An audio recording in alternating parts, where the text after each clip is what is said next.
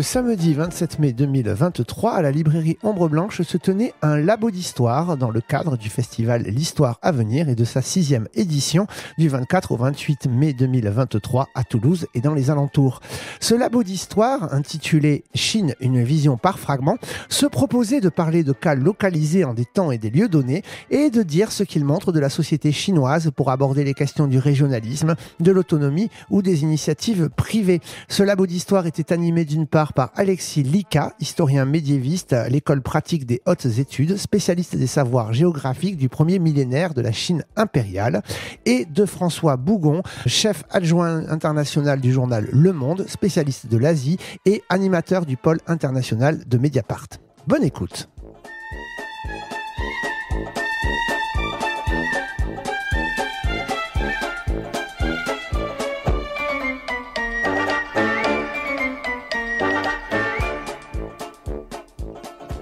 Bonjour à toutes et à tous. Et on est très heureux de vous accueillir ici à la librairie Ombre Blanche, qui est l'un des 4 partenaires du festival L'Histoire à venir, avec l'Université Toulouse Jean Jaurès, librairie Anacarsis et le théâtre Garonne. Vous êtes venus écouter une rencontre sur la Chine, une proposition d'une présentation par fragments. Chine, une vision par fragments. Ici, 2 personnes vont dialoguer et c'est François Bougon qui va mener la marche, je n'ose dire la grande marche.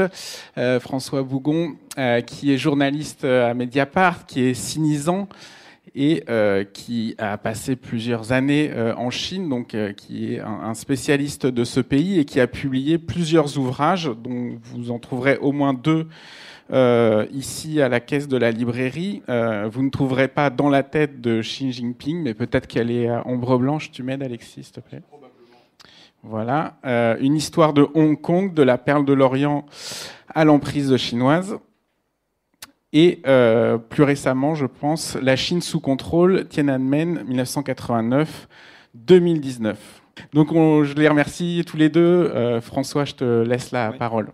Merci beaucoup. Bonjour à toutes et à tous. Et puis, c'est assez agréable de voir qu'il y a du monde pour venir parler de la Chine, qui est un pays qui à la fois fascine et fait peur aussi. Et on en a des représentations qui sont souvent caricaturales et il est compliqué d'en donner une image uniforme forcément, puisque on va essayer de le montrer au cours du dialogue. C'est quand même un pays qui a à la fois une histoire beaucoup plus compliquée que à la fois ce qui se dit à l'extérieur, mais aussi à l'intérieur de la Chine.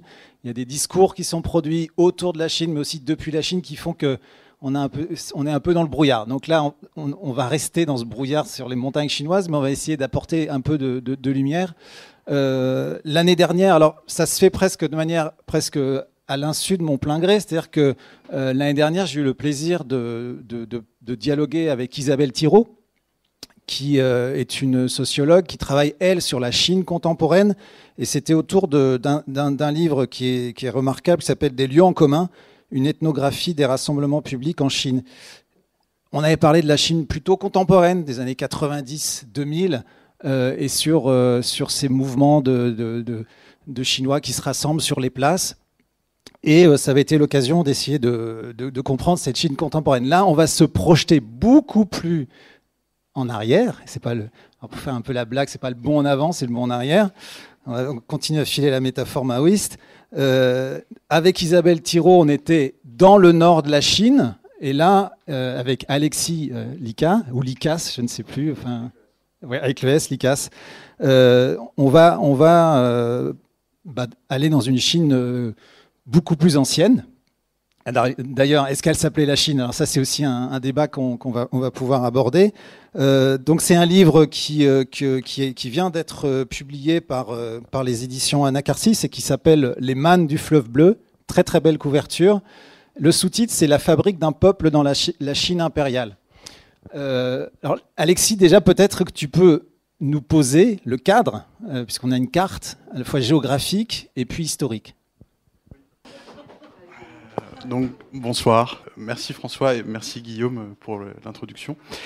Oui, donc on vous emmène à la fois dans des contrées et puis à une époque, je pense, un peu moins familière pour les personnes qui s'intéressent de loin généralement à la Chine, c'est plutôt pour les aspects contemporains. Et surtout si vous avez assisté à la rencontre sur la Russie avec Jean Radvani il n'y a pas très longtemps, voilà, on est dans vraiment pas si loin que la Russie, puisqu'elle est, comme vous voyez, au nord ici, mais côté chinois. Pour fixer rapidement le cadre, à la fois spatial et temporel, une carte contemporaine avec donc la Chine qui apparaît là, j'ai pas besoin de vous expliquer où elle est, et les provinces contemporaines. Et donc ce dont on va parler aujourd'hui, ça va se dérouler entre la province du Hubei, du Hunan, un peu le Jiangxi, un peu ce qui est aujourd'hui le Chongqing mais qui est l'ancien Sichuan, le grand Sichuan, une partie du Guizhou, bref, cette partie qui aujourd'hui est le centre de la Chine, mais qui à l'époque qui m'intéresse, c'est-à-dire, pour la faire simple, entre le 3e siècle avant et le 9e siècle après, hein, donc en gros le premier millénaire de l'époque qu'on appelle impériale, est en fait une zone plus ou moins frontalière. On a parlé des frontières avec Guillaume il y a quelques heures, plus ou moins frontalière, mais qui en tout cas qui n'est pas occupée de manière uniforme, comme semble l'être aujourd'hui la République populaire de Chine. D'accord ? Le cœur historique, hein, de ce qu'on appelle la civilisation chinoise, ainsi de suite, c'est le nord du pays. Hein. C'est cette zone-là, Shanxi, Henan, Hebei, Shandong, c'est cette région-là. Et c'est à partir de cette région-là que les populations, l'État, les États successifs ont souhaité s'étendre, d'une part dans le Grand Ouest, qui aujourd'hui leur appartient, c'est source de tension, comme vous le savez, mais également dans le Grand Sud et jusqu'au Sud-Ouest. Mais il ne faut pas s'imaginer en fait que ces frontières que vous avez là représentent, d'une quelque manière que ce soit, l'état de l'emprise territoriale des différentes dynasties qui ont contrôlé le territoire de ce qui est aujourd'hui la République populaire de Chine avant la dernière dynastie, qui est la dynastie des Qing, 17e, début du 20e. D'accord ? C'est à cette période-là que les limites maximales de l'Empire, qui parfois étaient plus grandes que celles que vous avez ici, bien sûr, ont été atteintes. D'accord ? Avant cela, il faut s'imaginer que, voilà, on contrôlait cette zone, petit à petit les zones autour, ainsi de suite, et puis avec évidemment des mouvements de flux, de reflux, puisque des zones ont été conquises, d'autres perdues,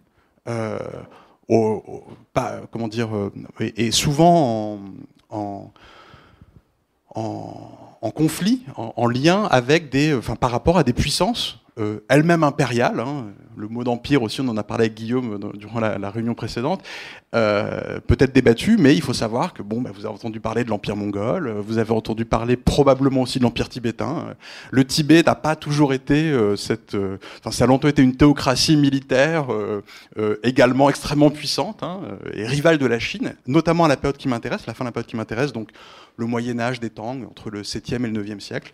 Voilà, donc c'est un peu cette zone-là. Et pour ce qui est des bornes temporelles, comme je le disais, en fait, elles sont pas...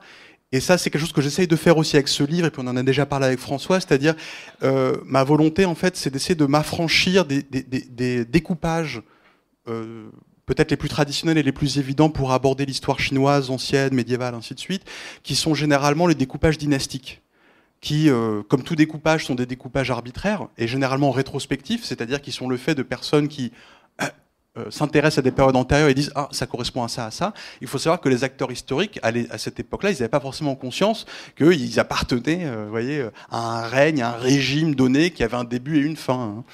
Hein. Et donc, en fait, moi, ce qui m'intéresse, c'est un découpage qui est davantage issu, en fait, du matériau documentaire que l'on a, parce que j'ai pas besoin de vous l'expliquer, vous participez à ce festival, je pense peut-être certainement pas pour la première fois, on travaille avec des documents, des sources, et en fait c'est le régime documentaire qui détermine les bornes que j'utilise. Et donc en fait, pour la faire rapidement, on a d'un côté le 3e siècle avant notre ère jusqu'au 3e siècle de notre ère, c'est en gros la dynastie des Han, qui correspond en fait à ce qu'on peut appeler l'âge du bois ou l'âge du bambou.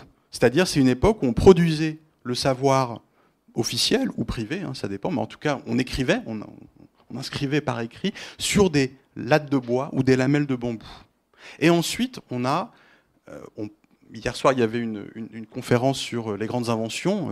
On n'a pas beaucoup parlé de la Chine, mais bon, le papier, a priori, à partir du 1er, 2e, 3e siècle, se démocratise de plus en plus et devient supplante à partir du 3e siècle le bois et le bambou, et ça devient le support d'écriture, de production le plus important, jusqu'au 9e siècle, date à laquelle l'imprimerie est inventée, l'imprimerie xylographique, dans le monde chinois, et essaime ensuite un peu partout, en Corée, au Japon. D'accord ? Et en fait, donc, il y a un avant, un après. Donc moi, je m'intéresse à cette partie qui correspond principalement à l'âge du papier, et par extension à l'âge du bambou et du bois, puisque ça a des implications, évidemment, sur...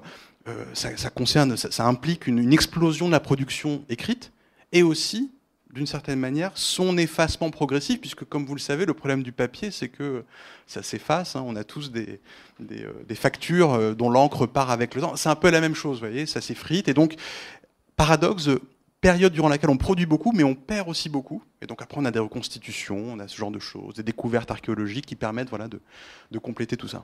Alors, on va rester sur le livre, parce que alors je te tutoie, mais tu es à la fois sur une tradition historiographique française bien établie, en fait, et ça, il faudrait peut-être que tu nous expliques aussi à la fois sur la tradition qu'on peut remonter à Pelliot et compagnie, peut-être même avant, sur l'étude des textes classiques chinois. Donc, il y a ce côté presque, je dirais, classique de ta part, mais il y a aussi cette volonté de s'affranchir. Et ça, on va peut-être parler de quelqu'un qui nous réunit, puisqu'on l'a eu tous les deux à des époques différentes, puisque je suis beaucoup plus âgé que toi, qui a été un professeur qui nous a marqué de manière différente, je dirais, qui s'appelait François Martin, qui, moi, je l'ai connu quand il était professeur à l'université Paris 7. Et donc, en l'occurrence, tu t'occupes le cœur de ce livre, c'est de nous raconter l'histoire des Man. Alors, il faudrait que tu nous racontes aussi pourquoi tu t'intéresses à ce peuple-là et quel est ce peuple. Et tu l'as fait aussi à la suite de François Martin. Et je le dis parce que tu reproduis un projet qu'avait François Martin, justement, de s'intéresser aux Man. Et dans ce projet, et tu verras pourquoi je le dis, il m'est contribué à détruire les mythes historiques chinois. Donc, ce que je voudrais te poser comme question, purement sur le livre et historiographique, c'est comment on se situe à la fois dans une tradition qui est bien établie en France, mais aussi en dehors de cette tradition. Oui, alors ça peut être effectivement le moment de raconter un peu la genèse du livre. Alors effectivement, quand on participe à des réunions comme ça, c'est intéressant de donner des informations sur les résultats auxquels on arrive, mais je pense que toutes les historiens, les historiennes, ou qui s'y intéressent un peu, qui sont dans cette salle, ou ailleurs aussi en ce moment à Toulouse, ce qui nous intéresse presque davantage, en fait, c'est de comprendre comment les gens travaillent et comment ils arrivent aux résultats qui sont là. Parce que fondamentalement, le résultat est pas le plus important. Ce qui est intéressant, c'est la méthode, la façon de travailler et de voir un peu ce qui peut être novateur ou au contraire. On n'a pas toujours besoin d'être novateur pour faire du bon travail. Mais voilà, c'est je pense, ce qui est aussi intéressant. Et donc, il y a une anecdote il y en a plusieurs. La première, c'est que, en fait, donc c'est un sujet qui m'a été... moi, j'étais pas très curieux, j'étais curieux, mais j'étais pas très imaginatif, plutôt, quand j'ai voulu faire une thèse, et je savais pas trop quoi faire, et donc j'ai discuté avec François Martin, dont j'ai découvert il y a quelques jours que François et moi, que nous l'avions eu comme prof à des époques différentes, et en fait, il m'avait dit, allez regarder les Man. Alors, les Man, c'est qui les Man ? C'est une population qui se trouve répartie sur les zones que j'ai déjà mentionnées. Et ça, en fait, c'est la carte de leur répartition, à l'époque qui m'intéresse. Vous avez la côte un peu là, donc c'est les zones que je vous ai précisées. Donc vous avez le Sichuan là, et le fleuve bleu qui passe ici, et puis voilà, leur zone de répartition. Donc ça, c'est toutes ces populations qui étaient réparties dans cette zone-là, vous voyez, différents types de Man, un peu partout, jusqu'à Shanghai, qui est tout à droite, là, et le fleuve jaune au nord ici. Donc ils occupent un espace immense. Peu ou prou, ça dépend si on prend que ceux du centre, mais là c'est vraiment ceux du centre, il y en a encore qui sont plus loin, c'est la taille de la Turquie à l'heure actuelle. Donc alors, à l'échelle de l'Empire, c'est peut-être pas tout l'Empire, mais dans l'absolu, c'est une zone géographiquement extrêmement vaste, d'accord ? Donc il m'a dit, allez voir ces Man-là. Et donc j'ai commencé à les étudier, à m'y intéresser, parce qu'à l'origine, moi, je voulais travailler sur le sud. Parce que, comme François dans le temps, quand on fait du chinois, quand on va au Langzhou, quand on fait du russe, quand on fait du japonais, toutes les langues qui sont proposées au Langzhou, la première chose qu'on fait, c'est partir. On le fait généralement pour partir, donc on va vivre sur place. Et moi, il se trouve que je suis arrivé dans le sud, à Canton. Et j'ai tout de suite été sensible à la culture méridionale chinoise qui n'a rien à voir avec celle du Nord, de la même manière que le Nord de l'Europe est différent du Sud de l'Europe. Il faut imaginer que c'est un pays de la taille d'un continent, ne jamais oublier ça, où on parle des langues différentes aussi. Et donc je me suis intéressé petit à petit à la géographie, à l'histoire de la géographie de cette zone-là. C'est ça qui m'a intéressé. Et donc il m'a dit, alors si ça vous intéresse, l'histoire de la géographie, de l'ethnographie, allez voir les Man. Et donc j'ai commencé... c'est peut-être un message... subliminal. Donc je m'y suis intéressé, j'ai lu les sources qui existaient sur ces mannes-là. On va peut-être revenir après sur les sources si c'est important, mais peut-être pas. Et j'ai tout traduit, j'ai tout vu. Puis donc ça, un peu les mannes se sont un peu levés, si vous voulez, hein, comme on dit. Voilà, on passe du temps sur quelque chose et puis tout d'un coup ça prend forme.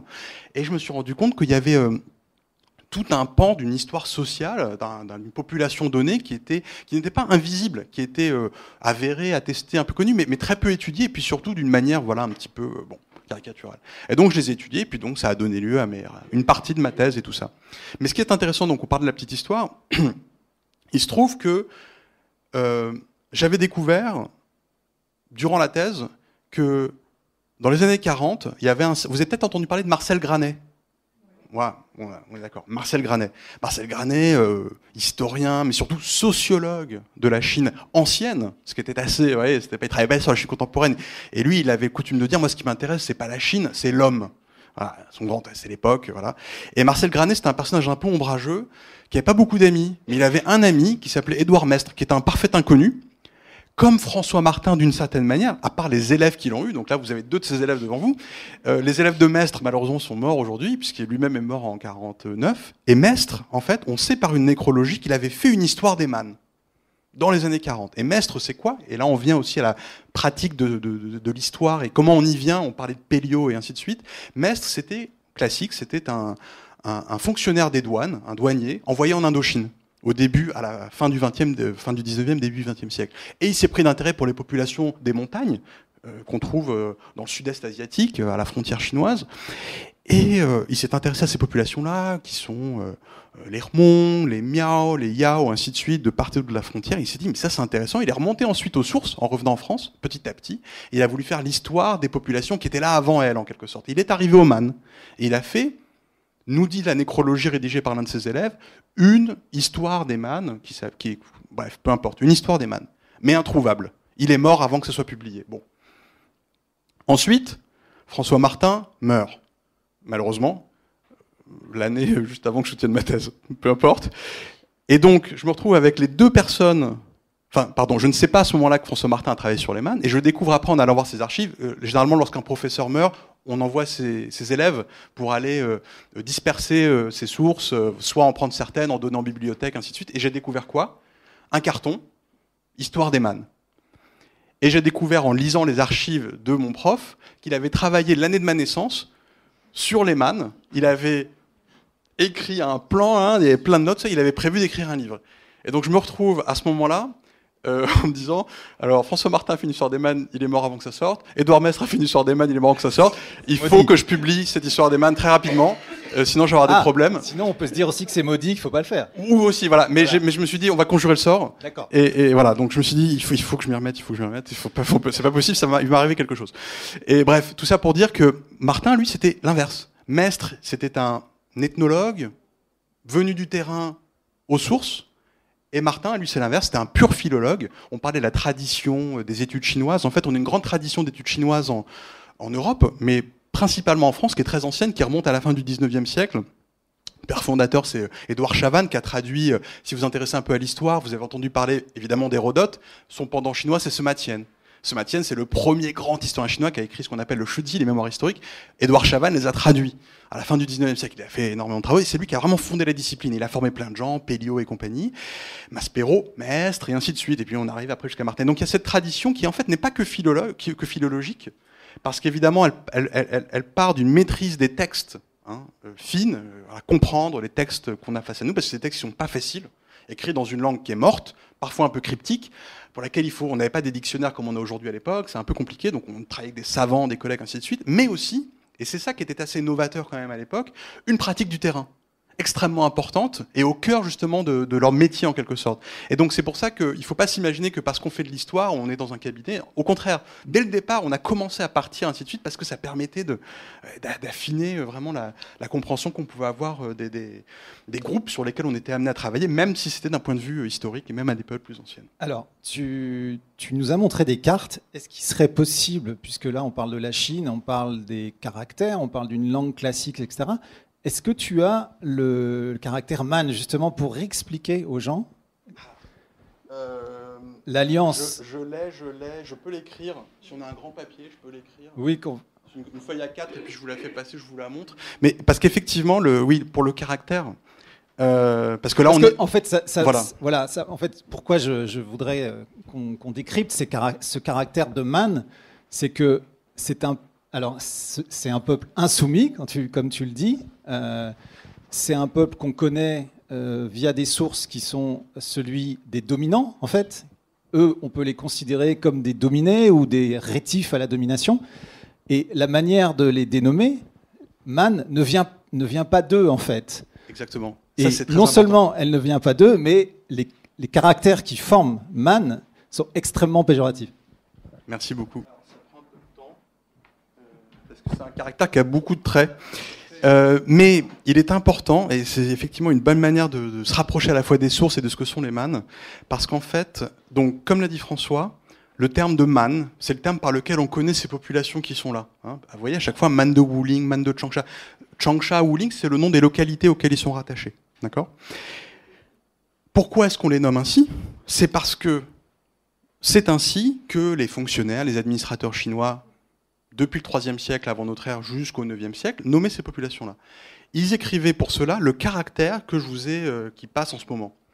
C'est un caractère qui est... alors d'abord, c'est un terme qui est, comme on dit... Alors aujourd'hui, on a une manière de catégoriser, si vous voulez, le type de comment dire, de la manière dont on nomme, dont on attribue des caractéristiques à une population avec des termes qui viennent de l'anthropologie qui sont émiques et éthiques, généralement. C'est-à-dire émiques qui sont propres aux populations en question, donc qui viennent d'elles-mêmes, de leur langue, et éthiques sans H, puisque ça vient de l'anglais, qui serait un terme justement venant de leurs observateurs, des personnes qui les ont vus analyser, qui leur ont donné un nom, mais qui n'est pas le leur. Et Man, ce sont les sources elles-mêmes chinoises qui nous disent, c'est un terme que les Man n'aiment pas. C'est considéré comme un tabou. Mais pourtant, c'est le terme qu'on va leur donner. Et le caractère que je vous ai montré ici, en fait, il est composé de deux éléments. Le premier, c'est un terme, c'est le terme qui donne la prononciation, c'est la partie haute, qui se prononce Luan. Et là, on a des attestations de ce caractère depuis la Haute Antiquité, depuis le Xe siècle, sur des bronzes. À l'époque, on produisait les textes sur bronze. On les mettait sur des chaudrons, ainsi de suite, qui avaient un usage rituel, principalement. Et ça désigne, de manière indistincte, les populations un petit peu étrangères, mais plutôt au nord du pays. Hein, l'équivalent de la Mongolie intérieure, le Gansu et compagnie. Et petit à petit, l'usage se transforme et son usage se déplace autant que les populations se déplacent, puisqu'on imagine que les Man viennent peut-être du nord, pour se fixer sur cette zone-là. Et on rajoute le radical. Le radical, c'est la partie basse du caractère, qui est le chong. Et le chong, en fait, c'est le radical de l'insecte. Et donc, c'est quelque chose qui a une valeur dépréciative, évidemment. Hein. Généralement, on n'appelle pas ces enfants mon petit insecte, on les appelle mon petit lapin, des choses comme ça. Et donc, l'insecte, c'est relativement... Donc, ça désigne en fait des populations qui sont grouillantes, qui sont fourmillantes, si vous voulez. Et c'est devenu le terme un peu générique pour désigner tout ce qu'on a au sud, autour, mais surtout au sud et au-delà du fleuve bleu. Donc, au-delà, vers le sud, hein, n'est-ce pas ? Mais de manière indistincte. Et avec le temps, on va commencer par préciser et dire, voilà, on a les Man de cette région, les Man de cette région, puis après on aura également les grands Man de l'extérieur. Et juste, voilà. Le caractère existe toujours, j'ai vérifié. Bien sûr. Il veut dire sauvage, cruel. Il veut toujours dire sauvage, cruel. Il veut même dire à Taïwan, on l'utilisait de manière,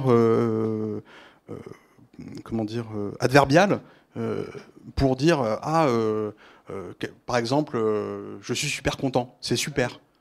Ouais, Mahao, voilà, c'est ça, ou Mangaoxing, voilà. Donc on l'utilise encore, avec un autre sens là, bien sûr. Mais Man, effectivement, c'est un terme qui veut toujours dire quelque chose de sauvage, d'étranger, voilà. Et ça désigne l'ensemble des populations à l'origine qui sont au-delà, dans le sud. Parce qu'en fait, on a une distinction par Orient. On a des barbares au nord, des barbares à l'ouest, des barbares à l'est et des barbares au sud. Et les barbares du sud, ce sont les Man, voilà, tout simplement. Donc c'est là que ça vient. est-ce qu'on peut utiliser le mot de barbare? Est-ce que c'était le même sens que... Alors, je connais la réponse puisque j'ai lu le livre et je vous invite à lire le livre qui est vraiment... C'est à la fois un livre d'érudition, mais qui se lit mais vraiment très très bien. Enfin, je trouve très très bien écrit, très, très fascinant en fait. Donc, je referme la parenthèse. Ça, je le dois aux éditeurs pour le voilà. Merci les éditeurs. Le caractère agréable de la chose. Et j'étais en train de... Les barbares. Les barbares, oui. Ouais. Est-ce que on peut faire le rapprochement avec ce qu'étaient par exemple les barbares pour les Grecs? Alors justement, c'est là que ça devient intéressant et c'est là que j'essaie de dire des choses dans le livre à ce propos-là. C'est-à-dire que traditionnellement, on a une dichotomie entre Chinois et barbares. Hein. On a des représentations dans les textes, les Chinois, les barbares. Et généralement, les barbares, la catégorisation, elle n'est pas d'ordre ethnique. C'est pas pour dire ils sont différents de nous parce qu'ils ont des gros nez, voilà, ce genre de choses, ou les yeux bleus. C'est pas le problème. C'est pas ce type de catégorisation-là qui reviennent. En fait, c'est des catégorisations qui sont d'ordre principalement éthique. C'est-à-dire, est-ce que les populations en question se conforment à l'ensemble des rites et des pratiques rituelles propres à la civilisation chinoise, généralement qu'on qualifie de confucéens, d'accord, donc le respect des ancêtres, ainsi de suite, voilà, plein d'autres choses, mais également des codes, une étiquette en quelque sorte, hein, voilà. Et à partir du moment où on ne respecte pas cet ensemble de choses, on est considéré comme étant voilà, différemment, moins souvent, mais différemment civilisé, mais voilà, pas parce qu'on a l'air différent, simplement parce qu'on ne respecte pas un ensemble de pratiques, voilà. Donc c'est plutôt ça qui ressort, en fait. Et généralement, une population qui va être qualifiée de barbare, elle va être identifiée et identifiable d'un point de vue politique et administratif. C'est-à-dire ça va être en fait une entité donnée, ça va être un pays différent, une dynastie, un empire même parfois, et donc c'est le cas des Xiongnu, hein, ceux qui ont donné les Huns, H-U-N-S, hein, qui sont la population qui, au nord-ouest, au nord et au nord-ouest, défie les Han, donc entre le 3e avant et le 3e après de notre ère, d'accord ? Et à cette époque-là, il y a cette entité politique définie, identifiée, très claire, et on sait que c'est l'ennemi, c'est un ennemi que l'on va chercher à vassaliser, et donc avec lequel on va chercher à établir des relations qui sont tributaires. Donc à partir du moment où il y a du tribut, ça veut dire qu'on a une entité politique qui reconnaît la souveraineté d'une autre, ou en tout cas la surimportance d'une autre par rapport à elle-même, et les relations sont claires. Le problème avec eux, c'est que juste, première chose, ils ne sont pas à l'extérieur d'éventuelles frontières qui n'existent pas comme vous le voyez. Il n'y a pas de grande muraille dans cette région-là. Il y a un fleuve, mais bon, le fleuve, il se franchit. C'est pas facile toujours, mais il se franchit. Il n'y a pas de montagne infranchissable. Alors j'ai essayé de montrer un peu le relief, mais le relief est important parce que c'est des zones collinaires. C'est pas les plaines de Chine du Nord qui sont propres à l'agriculture. C'est des zones collinaires et difficiles d'accès pour les populations chinoises. Mais il n'empêche, il n'y a pas de frontière. La côte, elle est beaucoup plus au sud ici, on la voit pas. Donc en fait, on est face à un État qui cherche à prendre possession d'une zone qui, formellement, nominalement, lui appartient. Vous voyez ce que je veux dire ? Et qui, en plus, contient des populations qui, alors là, c'est là que c'est intéressant, qui, en fait, ne correspondent pas à ce à quoi ils s'attendent. C'est pas des populations complètement chinoises, c'est pas des populations complètement barbares qui appartiennent à un régime politique différent. C'est des populations pas vraiment intégrées, qui vivent en fait à la marge. Ils sont à la lisière, justement, des options auxquelles on est habitué, justement. Et donc, en fait, pour le fonctionnaire, c'est-à-dire la personne qui écrit les sources que moi je vais lire et que je vais essayer d'interpréter, à l'époque, donc mes acteurs, qui ne sont pas les man, mais qui sont ceux qui décrivent les man, encore une fois, puisque comme je dis, les man ne s'expriment pas, un petit peu parfois, mais de manière indirecte, donc, en fait, ce qui est intéressant, c'est de voir qu'est-ce que ça leur fait d'être confrontés, en fait, à des populations inédites, à des organisations tribales. Qu'est-ce qu'on fait avec une tribu dont on ne sait pas trop où elle habite, qui habite dans les hauteurs, qui n'a pas les mêmes pratiques agricoles, qui n'a pas la même éthique, le même rapport à la mort, le même rapport entre les sexes. Toutes ces choses-là font qu'en fait, on voit que ça pose problème. Et donc, ce qui est intéressant, à mon sens, et justement, on en parle avec Tamar aussi tout à l'heure, c'est-à-dire, quand tout va bien, on ne sait pas trop ce qui se passe quand tout va bien, puisqu'on n'a pas besoin de le noter. Ce qui devient intéressant, c'est ça pose problème, et donc on va le noter. Et donc on va noter quoi ? Les problèmes, mais aussi les solutions, les techniques pour remédier à ces problèmes. Des techniques qui sont de tout ordre. Alors, juste pour continuer sur les man, ce qui apparaît, c'est que en fait, pour pouvoir les définir, on les définit par rapport à ce qu'ils ne sont pas. C'est-à-dire que les man, c'est ce que tu disais, ce sont ceux qui ne respectent pas les rites confucéens, par exemple. qui ne payent pas forcément l'impôt, etc. Donc en fait, on le définit de manière plutôt négative. Et par ailleurs, sur les sources, la manière de connaître ce qu'ont été les RAN, c'est par ceux qui essayent de les dominer, c'est ça? C'est ça. Donc en fait, c'est là que ça devient intéressant, parce que après avoir défini ce qu'ils ne sont pas, il faut les ethnographes, enfin qui sont donc en fait les fonctionnaires, ils ont plusieurs casquettes. Ils vont sur le terrain, ils reviennent après au bureau, ils font transiter, l'information circule, ils la mettent à jour. Et donc en fait, ce qu'on peut arriver à faire, en prenant l'exemple de la manière dont les MAN sont traités, c'est de suivre justement le cheminement, peut-être pas intellectuel, mais ethnographique de ces types-là qui sont envoyés dans ces régions-là. Juste pour préciser, c'est ce qu'on appelle les fonctionnaires lettrés, Oui. c'est ceux qui sont envoyés par les différents emplois. Voilà, j'aurais dû peut-être préciser. Le grand avantage quand on fait l'histoire de la Chine impériale, c'est qu'en fait, on a une administration, une bureaucratie. J'emploie le terme bureaucratie de manière extrêmement positive. Je tiens à le préciser, puisque généralement, quand on en parle entre nous, on se plaint de la bureaucratie. Moi, je lui dois beaucoup, puisque grâce à la bureaucratie, j'ai beaucoup d'informations sur la manière dont fonctionnaient les choses qui m'intéressent. Donc, je suis très content. Mais surtout, ce qui est intéressant, c'est de voir justement l'État au travail. Et l'État au travail à travers justement les représentants de l'État, les agents du gouvernement qui sont ces fonctionnaires. Qu'on a souvent appelé les fonctionnaires lettrés, les lettrés fonctionnaires, simplement pourquoi? Parce qu'ils avaient la capacité à écrire et donc à noter. Et on a le fruit de leur notation, pas toujours, mais on l'a de plus en plus, puisqu'on fait des découvertes de plus en plus nombreuses, qui nous permettent de voir en fait à la fois donc ce qu'ils nous disent, mais ce qu'ils nous disent, ça nous informe sur comment ils travaillent et quelles sont les méthodes qu'ils emploient, quelles sont les erreurs qu'ils commettent. Parfois ils s'en rendent compte, parfois pas. Et donc c'est de les voir au travail. Et donc ce que j'essaie de dire, c'est que on arrive à glaner des informations extrêmement intéressantes sur les MAN, ces populations, encore une fois, dont on n'a pas de source. Parce qu'ils décrivent quand même leurs pratiques. Parce que s'ils disent qu'ils ne respectent pas les rites confuciens, ils respectent quand même d'autres rites qui leur sont propres. On a des informations fascinantes sur leurs pratiques funéraires. On voit qu'ils font les choses totalement différentes. Par exemple, ils n'enterrent pas leurs morts déjà. Ils les enterrent, ils les déterrent, ils les laissent sécher, ils rassemblent les os. Ils en font plein de choses différentes. Mais tout ça... le foisonnement de détails qu'on y trouve, en fait, ça rend difficile, selon moi, le fait de se dire que ça ne serait pas le fruit d'une observation. Alors, on ne va pas rentrer, c'est pas des anthropologues au sens moderne ou quoi que ce soit, mais c'est un travail proprement ethnographique. Ils sont allés sur place, on le sait, on a des témoignages de contacts. Et donc, ce qu'ils ont vu, ils l'ont rapporté et ils ont essayé de le faire de la manière la plus fidèle possible. Pourquoi? Parce que l'objectif de leurs travaux, c'est de donner des informations à leurs collègues qui vont venir les remplacer. Parce qu'en fait, ils sont mobiles. Ils sont envoyés pendant 3 ans dans une zone. Après, ils vont ailleurs, ils repartent, ils reviennent, et puis ils vont être remplacés. Et si on fait bien son travail, quand on quitte son poste, généralement, on laisse la place nette pour le suivant. Et la place nette, ça veut dire avec des informations suffisantes pour lui permettre d'administrer à son tour la zone dans laquelle il va être envoyé. Alors, quel est l'objectif? C'est-à-dire, est-ce que c'est un objectif de lever des impôts? Est-ce que c'est un objectif de conquête territoriale? Quel est l'objectif exactement? Alors, j'imagine que vu l'ampleur temporelle, il y a différentes étapes, différentes situations.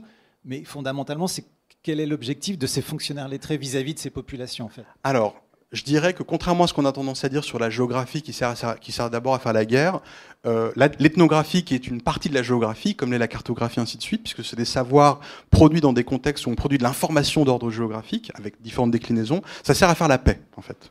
Dans le cas, en tout cas, qui m'intéresse. C'est-à-dire qu'en fait, c'est un ensemble d'informations qui vont être collectées de manière à donner tout ce dont on a besoin de savoir pour pouvoir administrer au mieux les populations qu'on va retrouver quand on va être nommé. Et ça veut dire quoi?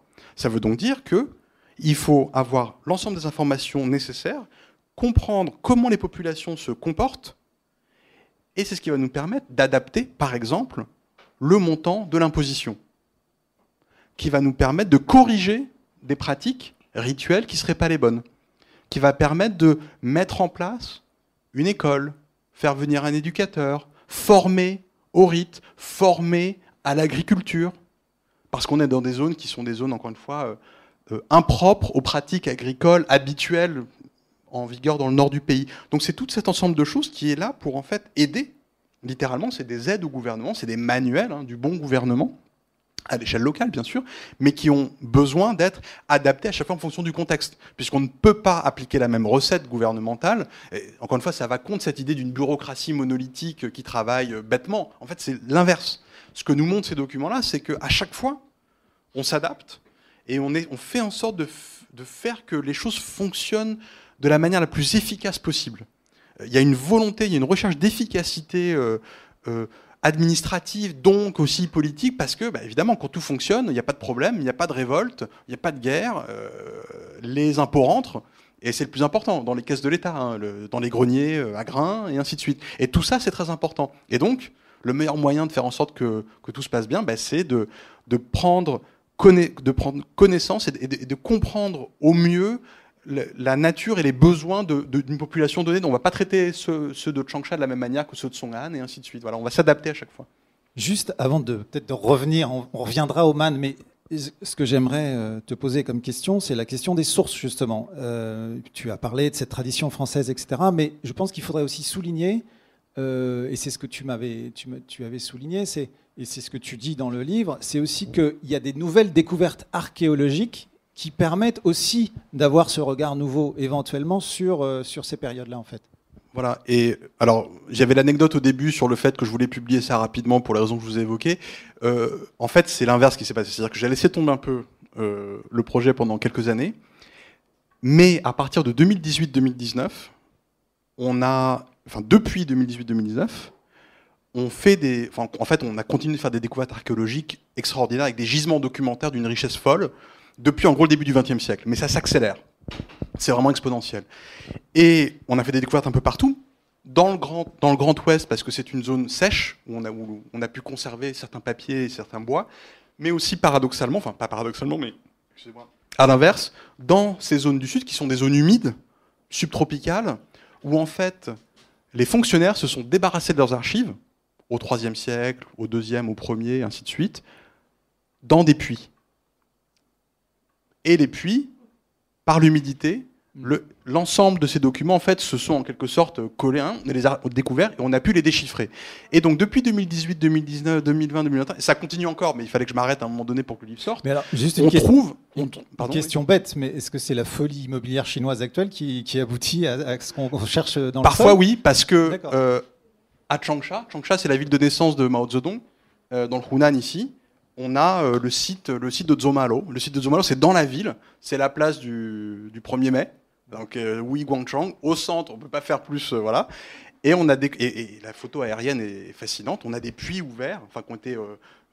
Voilà, au moment de faire des opérations immobilières, on a découvert ça. Et l'avantage, c'est que ça a été découvert. On a tout de suite alerté les centres de recherche archéologique. Ils sont venus avec les paléographes et tout ça. Et donc, ils ont pu faire des fouilles scientifiques.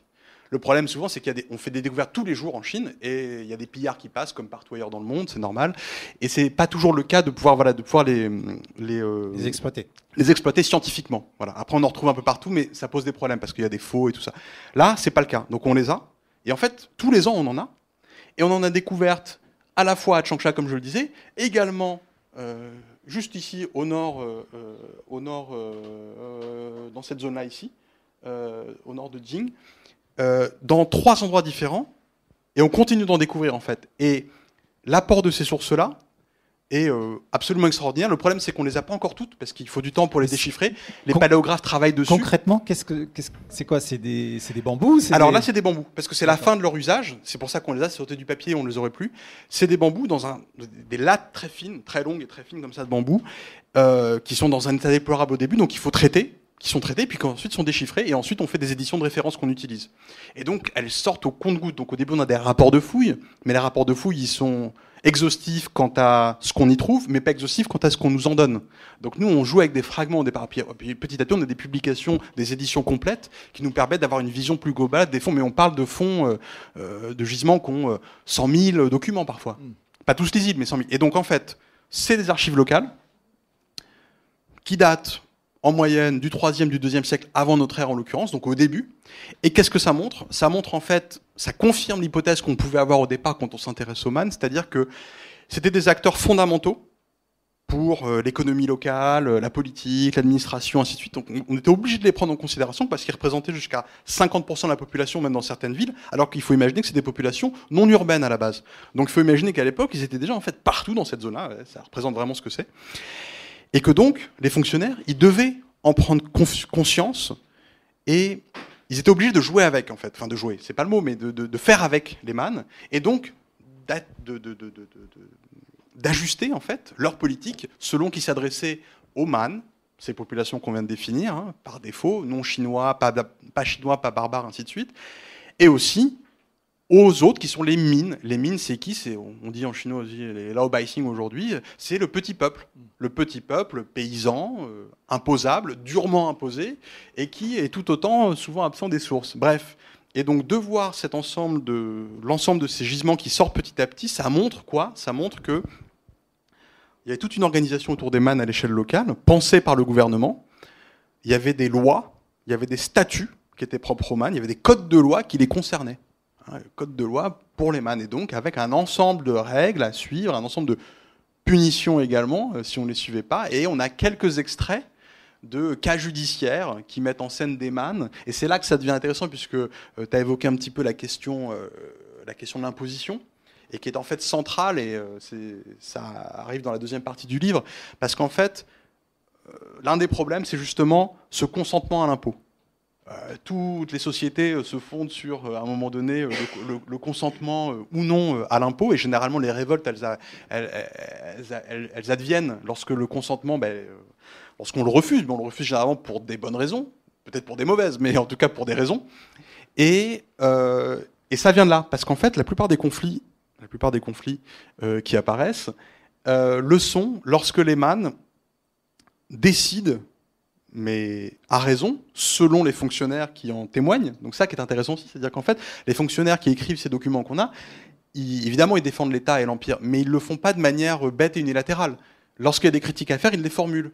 Et ils disent, là, on s'est mal comporté, là, il faudrait faire comme ci, il faudrait faire comme ça. Donc en fait, on a une vision assez... encore une fois, ils ont une vision assez fine de ce qu'ils doivent faire. Et donc, il y a ces conflits qui apparaissent. Les man se révoltent. Pourquoi? Parce qu'en fait, à l'origine, ils ont ce qu'on appelle un privilège fiscal qui provient en fait de leur mythe d'origine, puisque dans les histoires a été transmis un mythe d'origine selon lequel ils seraient les descendants d'un ancêtre qui est un chien, qui s'appelle Panru, et qui aurait obtenu une grande victoire militaire, aurait obtenu la main de la fille de ce qui n'était pas un empereur, parce qu'il n'y a pas d'empire, mais du souverain à l'époque du monde chinois, c'est des époques mythiques hein, évidemment, et qu'il aurait emmené avec lui dans cette région-là. Il aurait eu des enfants, ainsi de suite, et puis le lignage aurait été lancé de cette manière-là. Et en vertu de son action originelle, de l'action originelle de leur ancêtre, les man ne sont pas tenus de payer d'impôts. Ça, c'est ce que nous dit la première histoire qui en parle. Sauf que il faut aller un petit peu plus loin, parce que la même histoire et d'autres histoires ensuite précisent.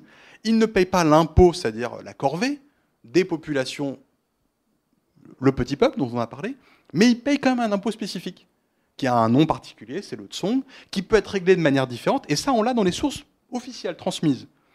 Mais beaucoup de gens ne sont pas allés plus loin. Et en fait, ça explique à chaque fois les révoltes. Et les fonctionnaires disent à chaque fois, mais c'est de notre faute à nous, puisqu'il y avait un agent sur place envoyé qui a décidé d'augmenter le taux de leur imposition particulière, à la base qui est moins élevé, hein, au niveau des populations normales. Et donc ils se sont rebellés, ils n'étaient pas contents. Et généralement, c'est un peu la litanie des conflits qui est expliquée par cette rébellion, mais qui est légitimée, hein, à laquelle on accorde du crédit du côté chinois.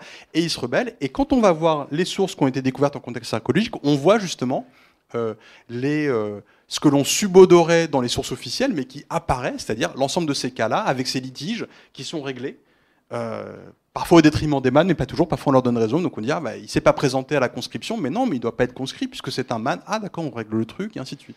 Voilà. Est-ce que, puisque tu parles des rébellions, et en Chine, souvent les rébellions aboutissent à l'effondrement d'un empire et l'arrivée d'une nouvelle dynastie, pourquoi il n'y a pas eu de dynastie Man, par exemple? C'est une bonne question, ça. C'est une bonne question. D'ailleurs, je n'étais pas content parce que, enfin pas après toi, mais parce que quelqu'un d'autre a, je sais pas quoi, a voulu faire de la pub sur le bouquin et a dit, alors on avait les Han, on avait les Tang, on avait les Ming et on a les Man. Oula, j'ai dit non, mais mon bouquin c'est pas pour dire qu'il y avait un empire Man ou quoi que ce soit. Mais effectivement, c'est une bonne question. En fait, je pense que alors Encore une fois, c'était des groupes sociaux relativement épars, peu liés entre eux, et qui vivaient dans une forme d'autarcie où ils étaient assez tranquilles. Et en fait, ils avaient des lignages qui étaient individualisés à chaque fois. Vous avez ceux de Jing, ceux de Lin Jun, ceux de Ban Chun, mais ils n'étaient pas organisés ensemble forcément. Donc c'était à chaque fois des guérillas qui mettaient en scène uniquement certaines de ces tribus-là. Voilà. Et donc, il n'y avait pas la volonté de faire autre chose. Et petit à petit, et c'est là où on en vient à le côté un peu malin des agents du gouvernement, c'est-à-dire que après avoir essayé de les soumettre par la force au début, ils se sont rendu compte que ça ne marchait pas. Et qu'est-ce qu'a fait l'État et ses représentants? Il a fait ce qu'il a fait ailleurs dans le monde chinois, qui aujourd'hui fait partie, et qui continue de faire dans certaines régions, malheureusement aujourd'hui, c'est-à-dire de s'implanter petit à petit, et par l'enseignement, ce qu'ils appellent, en fait en chinois il y a un terme, c'est roi, la transformation par, et donc on met n'importe quoi devant le roi, et ça, voilà, tiens roi, ou par l'empire, ainsi donc. Il faut expliquer tiens roi. Oui. C'est littéralement la transformation par l'enseignement. Voilà. Et ça, c'est quelque chose qui est au cœur réellement de la procédure, si vous voulez, civilisatrice de l'Empire tout au long de son histoire. Donc l'idée, c'est on va quelque part et on civilise ces sauvages, entre guillemets, en établissant généralement des écoles, c'est le mieux, et quand ça ne marche pas, parfois par la force. Et ce qui s'est passé, en fait, le processus auquel est aussi consacré le livre, c'est de montrer comment se fait-il qu'en fait, c'est une zone... Il faut imaginer sous les Han, qui est extrêmement répulsive. C'est un bagne. On envoie des lettrés en disgrâce dans ces zones-là, d'accord? Et ils s'y font trucider, ça se passe mal. Or, à la fin de la période que j'étudie, c'est une zone qui finit par nous manquer. Hein, on s'enlanguit, on a des poètes qui se souviennent de leur temps là-bas, et c'est devenu une zone où on se réfugie également. Donc en fait, c'est devenu une sorte de refuge. Vous voyez ce que je veux dire avec le temps? Et ce qui se passe surtout, c'est que, sous les Tang, on ne parle plus des Man. Ils apparaissent et ils disparaissent des sources. C'est-à-dire que c'est un phénomène vraiment d'assimilation totale et complet, tel que relaté dans les sources en question, à travers justement ces pratiques. Alors, c'est une bonne transition, puisque tu parles de la poésie et du devenir des Man. Alors, ce que j'ai appris dans le livre, c'est que les Man restent présents, extrêmement présents dans un certain imaginaire chinois, via un personnage qui s'appelle Trao Tien, Trao Yuanming, qui est l'auteur d'une sorte d'utopie, parce que c'est le jardin des péchés. Et en fait, en lisant ton livre, j'ai appris qu'il était peut-être Man, en fait. Alors, il faudrait peut-être expliquer pour les gens qui sont ici, qui ne connaissent pas forcément la puissance, en tout cas l'impact de ce livre, même encore aujourd'hui en Chine. Et voilà. Alors, est-ce que tu peux peut-être montrer la couverture? Parce que la couverture, justement, c'est une interprétation. Alors, c'est tiré d'une peinture japonaise, qui elle-même, en fait, est une interprétation, donc une peinture 18e, 19e, qui elle-même est une interprétation d'une peinture d'un grand peintre qui s'appelle Chiu Ying, qui propose littéralement une peinture narrative. Si le sujet vous intéresse, il y a un livre de Cédric Laurent qui est sorti il y a quelques temps, qui est formidable sur la question des peintures narratives. C'est ces rouleaux, si vous voulez, que l'on déroule petit à petit d'une peinture, donc en fait, qui ne se dévoile pas tout entière dès le départ. Donc c'est quelque chose d'assez... c'est un travail remarquable. Et donc, l'une de ces peintures narratives est, en fait, cette source aux fleurs de péché. La source aux fleurs de péché, c'est quoi? C'est vraiment...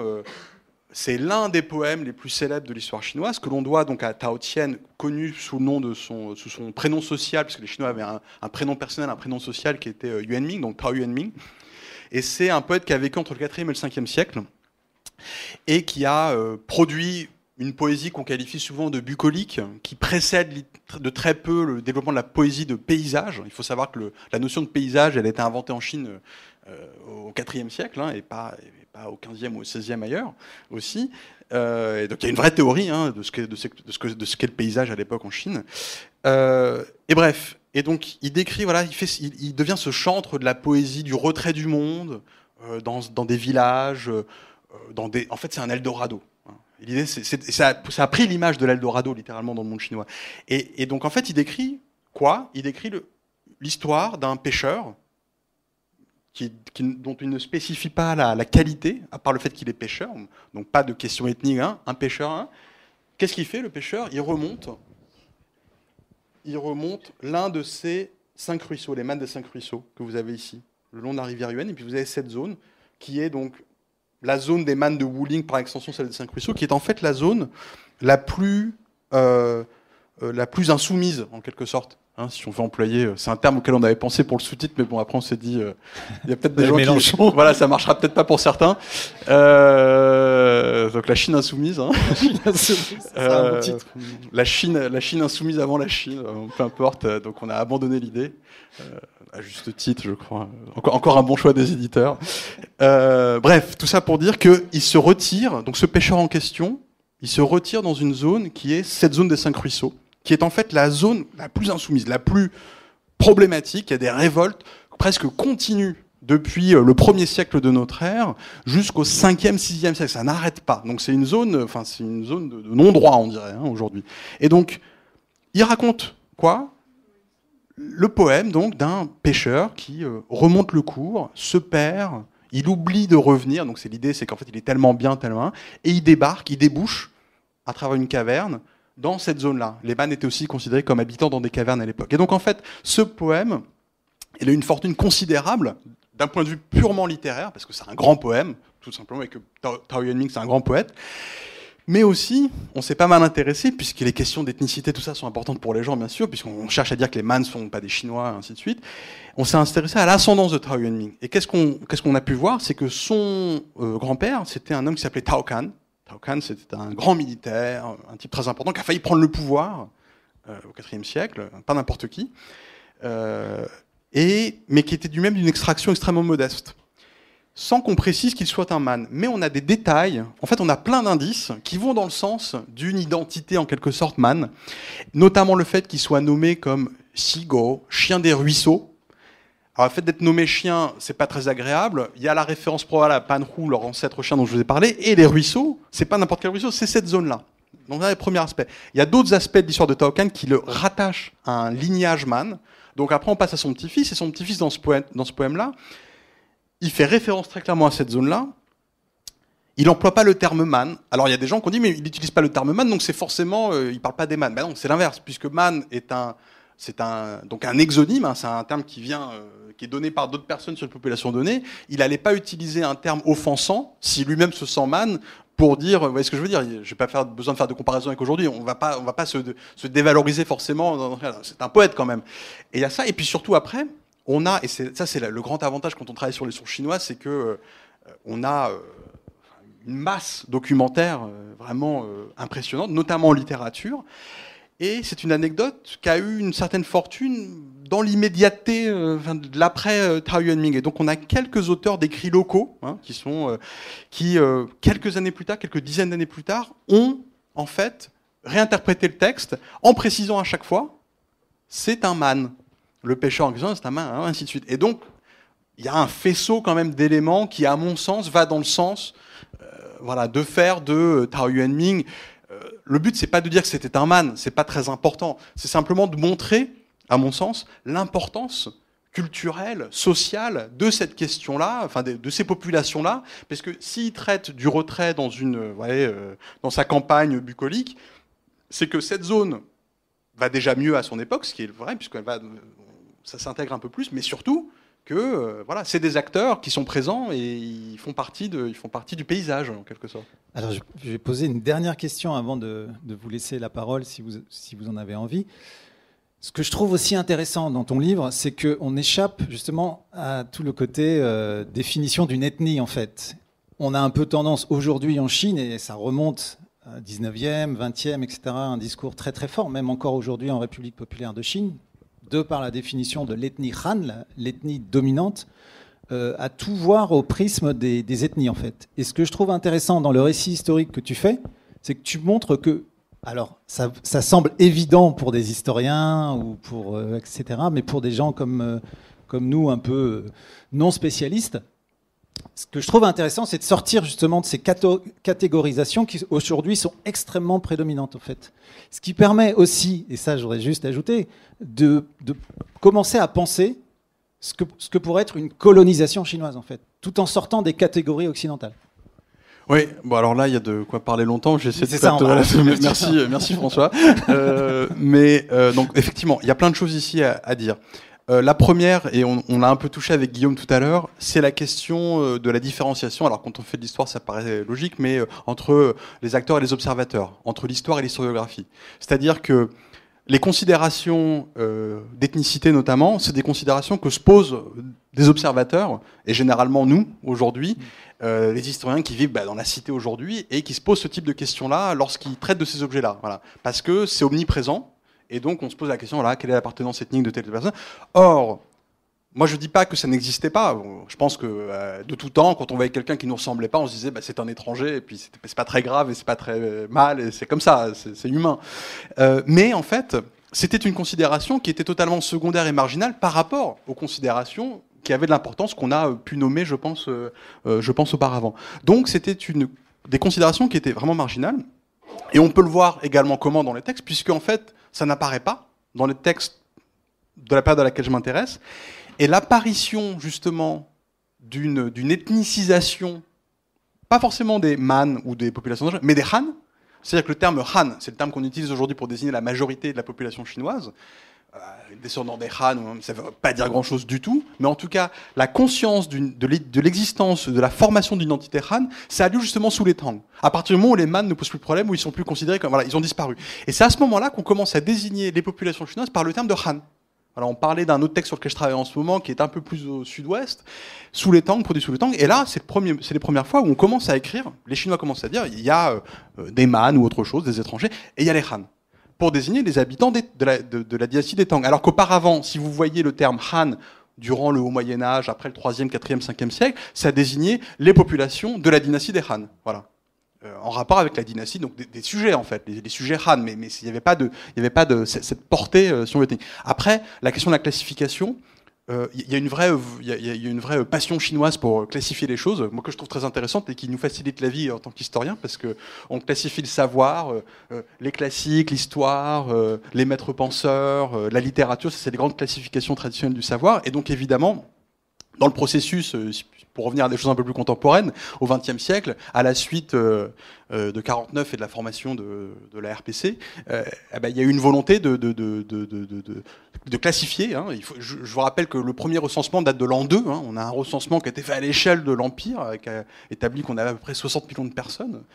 Vous imaginez ce que ça représente en l'an 2 de se dire on va envoyer des agents faire le recensement, c'est faramineux quand même, c'est impressionnant. Donc ça veut dire quelque chose, il y a la volonté de tenir un peu ce qu'on a.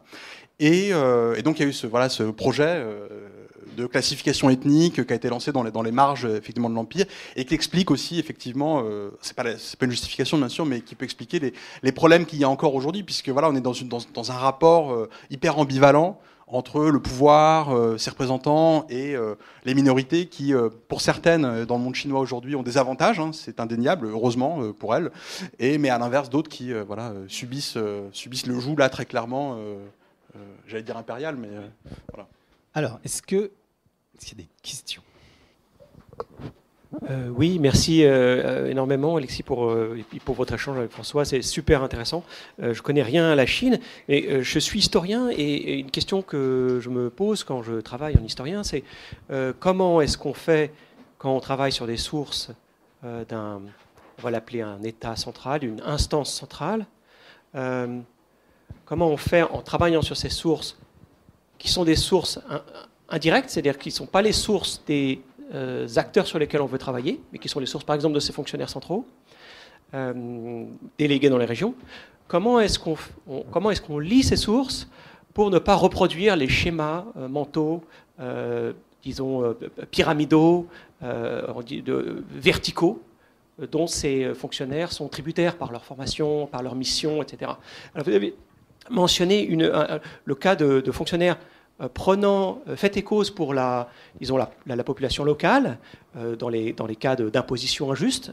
Mais ça, c'est quelque chose qu'on voit partout. Vous prenez n'importe quel contexte colonial, les fonctionnaires locaux, l'Empire britannique, l'Empire français, souvent prennent position pour disons, leur zouaille contre l'État central, pour parler vite. Voilà. Donc comment vous et en les lisant, voilà, c'est tout un enjeu de les lire et de ne pas reproduire leur schéma de pensée. Donc, comment on fait quand on travaille sur la Chine médiévale pour savoir ça? Alors, merci, c'est un peu l'une des questions qu'on se pose tout le temps, comme vous l'avez dit, en historien de manière générale, mais nous spécifiquement aussi qui travaillons sur sur la Chine prémoderne. Il faut savoir que les historiens, les modernistes et les contemporanistes ont longtemps pris de haut justement les personnes qui travaillent sur les périodes plus anciennes en Chine, en partant du principe justement qu'on n'avait pas d'archives. Ça, c'était le premier truc. Maintenant, on en a, premièrement. Et même, en fait, même si on n'en a pas, et c'est un peu ce que j'essaye de faire dans ce livre, et je dois ça à François Martin, pour le coup, qui essayait, en fait, en lisant, soit avec dans le sens du poil ou à rebrousse-poil, peu importe, mais en fait, en les lisant de manière la plus précise et proche possible, ainsi de suite, arriver quand même à faire ressortir des éléments, des contradictions parfois, qui ne pouvaient pas que se résumer au fait que on était dans un discours qui malgré tout était rodé. C'est-à-dire qu'effectivement, comme vous l'avez dit, bien souvent, on va dire que tel collègue s'est mal comporté pour montrer que nous, on se comporte bien et qu'on trouve la solution au problème. Mais il y a tellement d'anecdotes qui vont dans un sens quand même de détails qui en temps normal ne trouverait pas sa place dans une source officielle, c'est-à-dire dans une source qui aurait été tamisée, hein, parce qu'il faut imaginer que les histoires dont on parle, les histoires dynastiques, c'est les sources officielles du savoir de chaque dynastie, c'est la somme passée à plusieurs tamis de l'ensemble des informations locales que l'on commence à redécouvrir récemment, comme j'ai dit, grâce aux fouilles, grâce à la documentation en contexte archéologique. Et il y a quand même des choses qui passent à travers les mailles du filet. Il y a des choses qui passent. Et je pense que ces choses qui passent ne servent pas uniquement à servir de miroir pour le prince. Voilà. Il y a suffisamment d'éléments qui lorsqu'en plus ils sont recoupés avec certaines des sources, des archives que l'on trouve en contexte archéologique, permet quand même d'aller dans le sens d'un témoignage qui va être... avec évidemment toutes les guillemets possibles, pas neutre, il n'y a rien de neutre, il n'y a rien d'objectif, on le sait, mais qui va avoir un objectif de vérité quand même, parce que le but à terme, c'est quand même de faire en sorte que les choses fonctionnent. Et je pense que ça reste fondamental, et c'est ce qui explique la nécessité, même lorsqu'on dit des choses qui ne sont pas forcément évidentes ou qui ne vont pas forcément dans le bon sens, de les dire. Voilà un peu, mais bon, il y a toujours, c'est jamais absent. Hein. Enfin, on n'est pas naïf, c'est-à-dire qu'on sait évidemment que c'est des constructions quand même historiographiques, ainsi de suite, et qui ont été en plus relues, retravaillées, modifiées par d'autres. Mais quand on les compare avec la documentation, avec les documents, avec les archives, quand on les compare aussi avec des sources privées, parce qu'on a aussi la littérature, on a aussi des témoignages privés qui ressortent, on voit quand même que il y a une sorte de ça va dans ce sens-là quand même. Voilà. Donc l'idée c'est de pas être naïf, mais de quand même d'essayer de donner du crédit à ce que ces textes-là nous disent, avec les guillemets nécessaires, bien sûr, mais quand même, je dirais. Mais il y a toujours évidemment et qu'en plus, comme je le disais, j'insiste vraiment, hein, on fait parler, enfin on les fait pas parler, hein, les man, donc oui. Ils parlent pas. Hein, donc ça reste voilà. Donc l'idée c'était de partir d'une anthropologie historique potentielle vers une histoire sociale des gens qui les décrivent, quoi. C'est un peu l'idée. Voilà. Bonjour, moi je suis intéressée par les relations que les chercheurs étrangers peuvent, enfin quand ils s'intéressent à l'histoire de la Chine, ont avec les autorités chinoises. En fait, ce qui m'intéresse, c'est de savoir si ils vous aident dans la recherche parce qu'ils sont contents qu'il y ait des mecs qui s'intéressent à eux, ou est-ce qu'ils cherchent un peu à contrôler? Qu'est-ce qu'ils font en fait de ces choses? Voilà. Alors c'est une question importante en fait, mais qui va dépendre en fait des disciplines généralement et des sujets qui vont être abordés. J'ai pas mal d'amis qui travaillent sur la Chine contemporaine. Je connais aussi des journalistes qui travaillent qui ont vécu en Chine, par exemple. Très chaud. Voilà. Et c'est compliqué. Ça peut être très compliqué lorsqu'on est anthropologue et qu'on travaille sur des zones conflictuelles. Je parle même pas du Tibet ou du Xinjiang, mais même d'autres zones aujourd'hui. Dans le monde chinois, c'est compliqué. Ou lorsqu'on travaille sur des mouvements culturels, des mouvements sociaux, voilà, les parapluies, autre chose, que ce soit en Chine même, à l'extérieur, c'est compliqué. Après, quelqu'un comme moi a beaucoup moins de problèmes, très clairement. Après, ça va plutôt se poser. Il y a des collaborations, on discute avec tout le monde. C'est fini l'époque où il y avait un mépris mutuel, parce qu'il y a eu des époques où les Chinois pensaient que les non-chinois hors Japon n'étaient pas capables de comprendre travailler sur la Chine, et en Europe, on pensait que les Chinois travaillaient mal. Enfin, il y a ce côté chien de faïence qui n'a plus lieu d'être aujourd'hui. Donc les gens travaillent normalement, on lit les travaux de tout le monde, et ça c'est très bien. Et on essaie de travailler avec d'autres personnes. Après, ça peut être parfois délicat lorsqu'on aborde des sujets, justement l'ethnicité, la construction de l'État, les frontières, tout ça.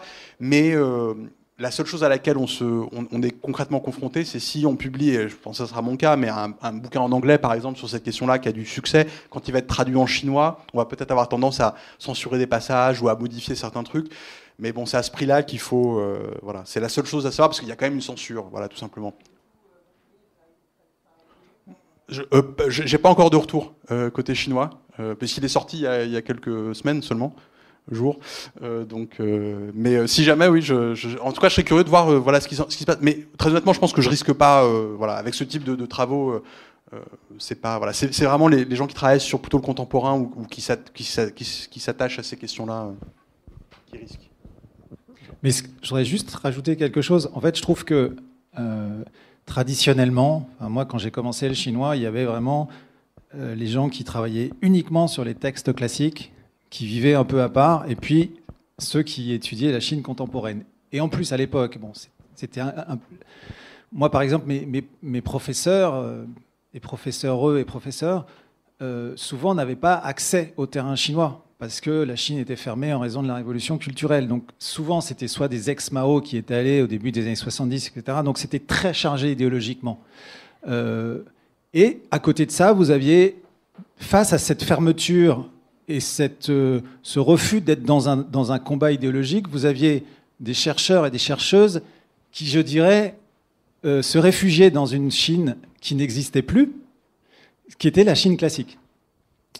Et donc, quand vous vous intéressiez au monde chinois, vous étiez confronté à ça. Soit vous choisissiez une Chine presque imaginaire, rêvée, qui était la Chine du passé, mais qui vous permettait de mettre très très loin cette Chine moderne, de Mao Tse-tung, de la révolution culturelle, de ses horreurs éventuellement, de ses utopies, etc.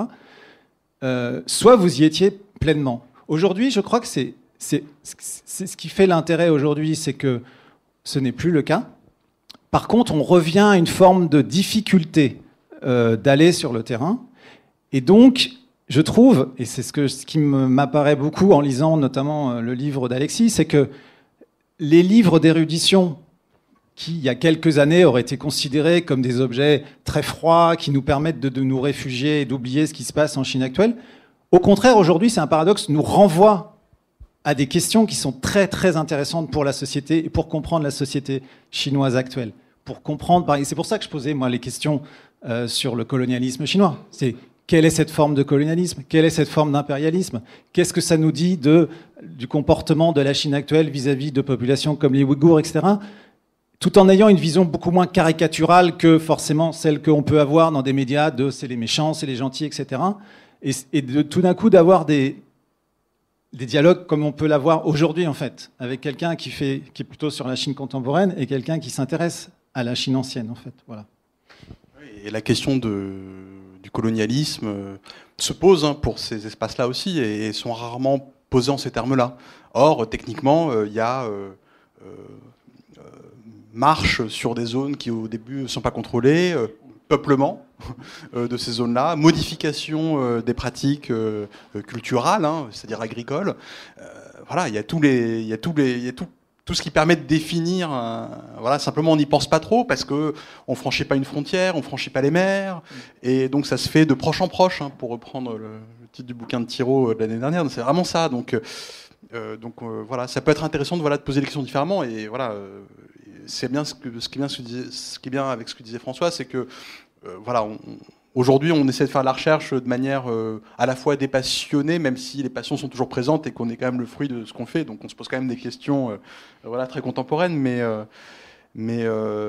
c'est difficile de faire l'économie de ce qui se passe aujourd'hui, je pense, et c'est simplement, et c'est l'un des avantages, ça a longtemps été présenté comme l'un des défauts des gens qui travaillent sur la Chine, c'est-à-dire on est appelé sinologue, et sinologue ça veut rien dire, et alors moi je préfère dire historien parce que je fais de l'histoire, et j'ai des amis qui préfèrent dire anthropologue, ainsi de suite, donc on est toutologue au lieu d'avoir une spécialité disciplinaire, mais en même temps, ça nous donne quand même un recul ou une vision en tout cas de l'espace sinisé, je pense, qui est pas inintéressante, au moins.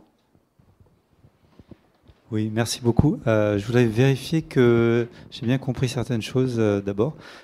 Donc dans cet espace-là, il n'y avait pas que des mânes, c'était mélangé avec d'autres populations, des gens du Nord, des gens d'ailleurs, etc. Est-ce qu'ils se distinguaient par une langue, façon d'être habillés ou des choses comme ça? Alors en fait, ça c'est la zone de peuplement des populations mânes, en l'occurrence à l'origine. Petit à petit, les autres qui arrivent, qui forment 50%, puis 100% une fois que tout le monde est mélangé, c'est ce qu'on appelle les mines, c'est-à-dire le peuple, les sujets impériaux, qui sont envoyés par groupe de pionniers au départ, des sortes de forts, d'avant-postes, un peu comme la conquête de l'Ouest, ainsi de suite, et puis petit à petit on prend possession autour, et puis voilà, mariage, ainsi de suite, mais à la base, les populations originelles, entre guillemets, c'est les mânes, absolument. Et qui ont, vous posiez aussi la question sur... langue et... Ah, langue, oui. A priori, ils parlent une langue différente. On ne sait pas laquelle, pas d'écriture, j'ai oublié de préciser non plus. Sinon, enfin, il précise qu'il n'y a pas d'écriture a priori, une langue différente, et encore une fois des pratiques également qui ne sont pas les mêmes. Pieds nus, il ne faut pas être pieds nus, le pan gauche, le pan droite, ainsi de suite, de la robe, bref, voilà. Ce genre Juste pour préciser, le min dont tu parles, c'est un caractère qui est toujours utilisé en chinois aujourd'hui. Zhenmin, le peuple. Zhenmin, le min, c'est ce min-là en fait. C'est le petit peuple. Et c'est presque, enfin moi c'est ceux que j'ai envie de toucher plus tard que j'arrive pas aujourd'hui, parce que eux ils sont vraiment absents. Les mânes on en parle parce qu'ils sont particuliers, ils sortent de l'ordinaire forcément, donc les historiens s'y intéressent. Mais les mines on n'a pas grand chose on a des choses sur le Nord-Ouest, mais pas grand chose sur ces gens. Et ça me, pardon. Oui, deux autres questions. La première c'est en fait ce que vous racontez moi ça me renvoie à mes lectures très fréquentes du Juchti de Van Gulik. Est-ce que j'ai complètement tort ou est-ce qu'il y a des points communs? Et l'autre... il est dans le livre, d'ailleurs. L'autre question, peut-être, en remontant un peu plus au nord, et la conférence précédente, vous avez évoqué le Limes, en fait. Et est-ce qu'on peut comparer le Limes et les murailles de Chine, où c'est absurde? Alors, le juge dit, ou Ti, mais c'est Di en fait. C'est Di Zhenjie, c'est un personnage historique qui existe et il apparaît dans le livre. Il apparaît dans le 6e chapitre, à la fin, parce qu'en fait, il a existé vraiment et en fait, il était un peu sévère, effectivement, et il allait mais c'était dans le Grand Sud, auprès de mânes, mais c'est pas mes mânes, c'est d'autres mânes, c'est les mânes génériques du Grand Sud, et il a détruit l'un de leurs temples. Et c'est relaté, donc voilà, je mentionne l'anecdote. Voilà pour l'anecdote historique qui permet de lier le juge-dit au man. C'est la seule qu'on ait. Donc elle apparaît dans le livre. Et pour ce qui est du Limes et de ces questions-là, alors vraiment, je vous renvoie à un ouvrage. Bon, pour le coup, le mien, ça se lit vraiment beaucoup plus simplement, je pense. Mais vraiment un ouvrage. On parlait d'érudition, ça c'est de la vraie érudition. Un ouvrage d'Éric Trombert, Trombert. Qui a publié la somme de 25 ans de recherche en 2020, qui s'appelle Le glaive et la charrue. C'est publié au Collège de France à Paris, à l'IEC, Institut des études chinoises. Et il est un peu cher, mais au moins en bibliothèque, allez le prendre si vous pouvez. Et c'est vraiment l'histoire, c'est le sous-titre ou le 3e sous-titre, je sais plus, l'histoire d'un échec. C'est-à-dire la colonisation du Grand Ouest, la zone qui est aujourd'hui le Gansu et le Xinjiang, ces zones qui sont problématiques aussi aujourd'hui. Comment l'Empire a souhaité prendre possession du Nord, du Nord-Ouest, et comment et pourquoi ça n'a pas marché. Parce que lui aussi, il a trouvé des archives, qu'il arrive à exploiter avec une compétence assez époustouflante, et il montre que c'est une colonisation réelle qui n'a pas fonctionné, mais qui a été maintenue en dépit du bon sens qu'aurait voulu se retirer, parce qu'on envoyait des paysans soldats, en fait, au départ conquérir, et puis ensuite exploiter les terres, mais évidemment, ce qui nous semble évident aujourd'hui, c'est qu'en fait, ces populations-là, qui étaient envoyées du centre du pays, n'avaient pas les connaissances agraires pour exploiter au mieux les terres sur place, et donc ils ont cherché à rationaliser les terres, ça marchait pas du tout, mais ils ont quand même maintenu le truc, contre vents et marées, parce que c'était un front pionnier, stratégiquement il fallait montrer que l'Empire s'étendait, mais voilà, ça montrait que... Vous avez souvent des cartes des Han, des cartes des Tang, où vous avez la Chine, le cœur de la Chine, donc sud-est, toute la partie là, et vous avez une sorte de pointe qui part au nord-ouest, hein, donc à travers le corridor du Gansu, qui est un véritable corridor, et puis ensuite jusqu'au Xinjiang, comme si on contrôlait juste ce pan-là. Et en fait, pour les Han, c'est pareil. Il y a des colonies, hein, il y a des villes, il y a quelques colonies, mais concrètement, le reste du territoire est peu mal contrôlé. Il y a des reflux, on le perd, bref. Et il y a une réflexion hyper intéressante aussi, qu'on part avec l'IMES. Voilà ce que je vous conseille dans ce cas-là, parce que là c'est un peu différent, mais voilà, c'est un travail passionnant qui demande un investissement, comme quand on apprend le chinois presque, mais ça vaut la peine. C'est une question en relation avec le cinéma chinois. Par exemple, Le Retour des Hirondelles, qui décrit l'arrivée de l'urbanisation dans les zones rurales traditionnelles données comme positives dans le film. Est-ce qu'il y a des échos où je projette des pressions des Han sur des populations différentes? En fait, est-ce qu'il y a des cinéastes chinois qui parlent de façon cryptée le discours qu'ils auraient pu développer s'il n'y avait pas eu les événements de la place Tiananmen en 89? Et ils ont commencé, c'est une génération de gens nés en 70, ils ont commencé, ou même plus tard. Voilà. Est-ce qu'il y a des échos ou pas du tout à cette histoire? Alors, c'est un sujet qui, moi, m'intéresse, mais sur lequel je ne suis pas compétent. L'une de mes meilleures amies est spécialiste du documentaire indépendant chinois. Elle s'appelle Judith Pernin. Elle a publié un bouquin sur ces questions-là. Et de ce que j'en sais, c'est qu'il y a eu une fenêtre qui a permis de s'exprimer. Et l'impression que j'ai aujourd'hui, c'est que c'est une fenêtre qui se ferme, se referme, s'est refermée, et ça ne va pas dans le bon sens.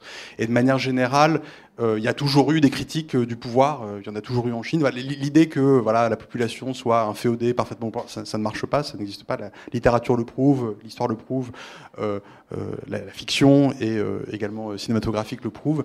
Mais j'ai pas les outils pour y répondre plus que ça. Peut-être que François qui... Non, vous voulez dire des documentaristes qui... Même de fiction.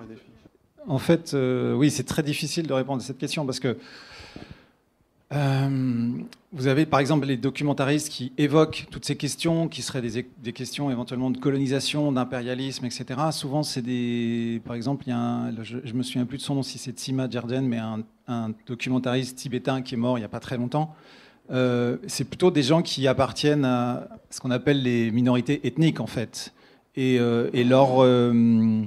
en tout cas, que ce soit les Ouïghours ou les Tibétains, leur champ d'action est extrêmement réduit, en fait, par rapport à des Han, qui, eux, ont beaucoup plus de liberté. Et je ne sais pas si vous vous êtes rendu compte, mais ces dernières années, en fait, alors ça s'est un peu rétréci, là, dernièrement, mais je trouve que moi, il y a deux domaines dans lesquels, quand on essaye de voir la création, l'inventivité, l'imaginaire fictionnel chinois, il y a la science-fiction, et puis il y a le documentaire. Enfin, le documentaire ou le cinéma, en fait. Les images, et en fait, c'est des images ou des utopies. Et sinon, la littérature, c'est extrêmement compliqué. Enfin, la littérature pure et le cinéma lui-même. Et tous ces champs artistiques sont aussi traversés par les contradictions qu'on vit aujourd'hui en Chine, par exemple. Ils sont investis par un discours nationaliste très, très présent. Donc, c'est difficile de trouver des discours critiques, en fait. Mais ceci dit, la question de la censure est importante et en fait, elle a toujours existé. Et c'est, je dirais, ce qui rend peut-être, sans vouloir faire la concordance de temps ou je sais pas quoi, mais une sorte de continuité quand même. C'est-à-dire que de tout temps, en fait, j'ai l'impression que lorsqu'on veut produire du sens dans le monde chinois, il faut vivre avec une censure. C'était le cas pour les périodes auxquelles je m'intéresse, c'est le cas ensuite, c'est le cas aujourd'hui, et c'est peut-être quelque chose quand même qui, malheureusement, ou pas, parce que ça oblige à trouver des stratégies de contournement en fait. Et c'est ça qui est intéressant. Et pour parler de contournement, c'est justement ce qui revient. Les anthropologues avec lesquels je parle, qui partent en Chine ou qui travaillent sur le terrain chinois, ils sont dans des stratégies de contournement pour obtenir leurs informations. Pour travailler désormais, donc c'est expliquer qu'on va faire ça et en fait faire ci, ou l'inverse. Voilà, c'est devenu un peu, c'est l'accordéon. Il y a des périodes d'ouverture, des périodes de fermeture, mais il y a toujours quand même cette sorte de censure avec laquelle on vit et qui est. Et c'est vrai que vivre en Chine permet d'acquérir une sorte de devenir un maître dans l'art du contournement. C'est vrai. Oui, merci. Je voudrais savoir, est-ce qu'on peut comparer les man avec les haka? Ah oui, alors merci. Alors voilà, ça c'est intéressant parce que c'est justement le type de questionnement que vous me posez qui revient très souvent. C'est-à-dire, est-ce qu'on va comparer tel groupe historique avec des groupes identifiés actuellement? Et alors généralement, les man, on les compare pas aux haka, mais on les compare plutôt aux miao et aux yao. Voilà, qui sont aujourd'hui, par exemple, au Guizhou, mais un peu ailleurs aussi. Et en fait, ça ne marche pas. Enfin, ce que je veux dire, c'est pas ça. Ce que je veux dire, c'est que on ne peut pas l'affirmer. On n'a pas d'outils qui relèveraient, je sais pas, de la phylogénétique ou d'autres choses qui permettent de montrer qu'il y a un lignage qui nous emmène des... avant les man, on a les san miao, les 3 miao de l'Antiquité, puis les man, puis les miao, les yao. Beaucoup de monde a voulu voir un lien entre ces populations, une forme de filiation, mais en fait, on n'a pas les outils pour l'affirmer avec aucune certitude. Donc, évidemment, on s'imagine que, mais on ne peut pas l'affirmer plus que ça. Voilà, avec les documents dont on a à disposition. Voilà. Mais merci, c'est vraiment effectivement une question qui est brûlante. C'est une toute petite question, là, au détour d'une phrase. Tout à l'heure, vous parliez d'un un recensement qui avait eu lieu donc en l'an 2, et vous citiez le chiffre, si j'ai bien entendu, de 60 millions. Ça veut dire qu'à l'époque, donc, on va dire, l'Empire chinois était de cet ordre de grandeur? Oui, c'est ça. Pas très loin de l'Empire romain. Oui. D'accord. Donc à peu près 10 à 20 fois moins qu'aujourd'hui, quoi. Oui, voilà. Après, ça n'a pas beaucoup augmenté pendant un certain temps, et puis c'est devenu vraiment exponentiel à la fin de l'Empire. Donc ça veut dire des densités de population finalement assez faibles? À l'échelle de l'ensemble du territoire officiellement contrôlé, oui. Mais après, elles étaient regroupées dans certaines zones. Là, en fait, il faut voir cette carte à l'envers, c'est-à-dire que ça, c'est la zone de peuplement des Man. Mais donc, il faut imaginer que les Han qui sont censés être aussi sur place, en fait, ils sont partout, ne sont pas les Man. C'est-à-dire qu'il n'y a plus beaucoup d'endroits de vide, là, comme vous voyez. Bon, il faut faire attention, évidemment, au texte que je mets, mais malgré tout, donc, c'est vraiment l'idée de la peau de léopard. Il y a des points avec des populations plutôt urbaines, entourées de champs cultivables, et puis voilà, le reste, c'est des zones qui sont relativement sauvages. Ouais. Et donc, on peut estimer la population des Man, justement, à cette Alors, le problème, c'est qu'ils ne sont pas recensés. Mais avec certaines, ils ne sont pas recensés officiellement, puisque pas considérés comme vraiment chinois, donc pas recensés, c'est la règle. Par contre, dans certains, justement, registres de populations qu'on a découverts à Changsha, donc ici, on peut, en s'intéressant aux patronymes, arriver à reconstituer un recensement local qui donc les prendra en compte, avec certains patronymes qui reviennent, des noms de famille comme Tien ou Shang, peu importe. Et il y a un chercheur japonais qui est arrivé à la conclusion que on aurait 40% de Man à Changsha. J'ai oublié la date, elle est dans le livre, mais voilà. Dans l'Antiquité tardive en tout cas, à un moment donné. 40-50%, donc population privée non urbaine, mais quand même que l'on trouverait sur place. Voilà. Mais ça reste voilà, à prendre avec des pincettes. Et cette question sera certainement la dernière. Est-ce qu'il y a quelqu'un qui a encore des questions à poser ou pas? J'avais une question. Est-ce que vous pouvez nous aider à évaluer à quel point votre travail sur les Man est subversif dans le cadre de l'écriture de l'histoire tel qu'il se fait aujourd'hui dans la Chine actuelle, contemporaine, à quel point l'interrogation des marges comme étant des marges qui n'ont pas toujours appartenu à la Chine telle qu'on la connaît aujourd'hui, à quel point votre discours met en danger ce grand récit, et à quel point ça rejoint un peu la question qu'il y a eu un peu avant, mais pour être peut-être un peu plus précis là-dessus. Alors vraiment, je pense que ce que je dis, c'est pas très dangereux. Très honnêtement et sans fausse modestie, hein, pas très dangereux, parce que justement on peut lire ce que je dis comme une réhabilitation de l'action impériale presque, si on voudrait. Alors ce qui n'est pas ce que je veux dire bien sûr, mais ça peut se lire comme ça. Donc je pense que très concrètement je risque pas grand chose. Après plus généralement ce que j'essaye de dire effectivement, moi mon propos c'est de dire la Chine ça veut pas dire grand chose à l'époque, dans un contexte régional en plus comme ça, et c'est un peu mon propos général, c'est-à-dire que mes autres travaux c'est une régionalisation justement, une approche régionale plutôt dans voilà, la construction de l'État, et de montrer que c'est un État qui est fragile, qui marche pas hyper bien toujours, mais qui essaie de faire en sorte que les choses fonctionnent. Et après, effectivement, il y aurait peut-être la question un peu ethnique, mais comme j'essaie justement moi de m'en débarrasser, parce que c'est un sujet qui est très chaud en ce moment en Amérique du Nord, mais aussi en Chine, pour moi, c'est un sujet qui mérite d'être traité justement, mais plutôt pour l'évacuer, parce que je montre que c'est pas si important que ça. Alors, effectivement, ça peut. Mais je pense que je serais beaucoup moins susceptible d'être censuré si jamais le livre venait à être traduit que, par exemple, le bouquin dont j'ai parlé d'Éric Trombert. Lui, il aura des problèmes. Donc, il va être traduit peut-être à Taïwan. Moi, je risque moins, à mon avis. Merci. Ah, peut-être la dernière. Une question bête. D'un point de vue strictement morphologique, on arrive à identifier plutôt un man d'un âne. Alors, en fait, on a cherché dans la partie justement pour essayer de trouver des mânes. Le problème, c'est que les mânes comme les mines, toutes les populations locales de base en Inde, on les enterrait de manière anonyme. Il n'y a que les élites en fait qui sont identifiables pour l'archéologie funéraire. Et donc les mânes, on ne peut pas. On a une hypothèse qui a été faite par une collègue qui était l'INALCO, Lia Wei, qui est archéologue, qui s'est intéressée à des tombes troglodytiques qui sont en fait dans cette zone-là, la zone des mânes de Banchun, où on a trouvé des cavités dans la roche en hauteur. Donc c'est un peu compliqué d'y aller, mais elle a pu y aller, avec justement qui sont trop petites en fait pour mettre un squelette entier, que ça soit morphologiquement un mâne ou un han, peu importe. Donc elles sont trop petites. Et donc en fait, l'une des hypothèses, c'est qu'elles contiennent justement des monceaux d'eau, OOS, tels que certaines des pratiques funéraires décrites dans les sources qu'on a indiquent. Donc c'est une hypothèse, mais on ne peut pas la corroborer parce qu'on a quelques inscriptions dedans, mais qui ne permettent pas de déterminer si c'était des mânes ou des mines, probablement. Pour moi, c'est plutôt la petite population. Mais encore une fois, ça montre, et je terminerai là-dessus, et c'est vraiment important, c'est que en fait, c'est des catégories qui sont extrêmement fluides, extrêmement problématiques. C'est-à-dire qu'on est parfois des mânes, parfois on n'est pas des mânes aussi. Ça veut dire que les acteurs historiques, les historiens qui les notent, les fonctionnaires, en fait, ils comprennent pas non plus toujours ce qu'ils ont face à eux.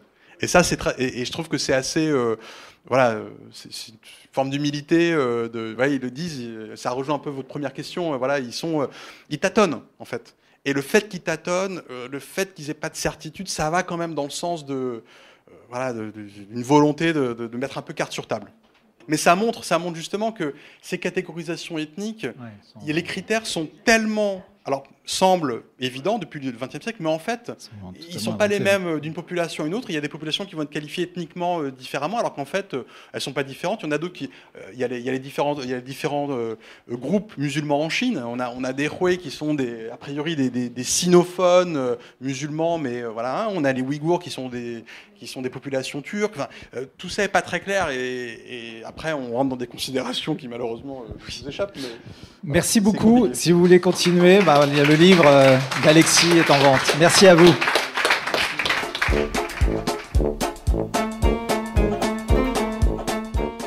Il s'agissait d'une rencontre enregistrée dans le cadre de l'édition 2023 du festival L'Histoire à venir, Il était une fois le progrès.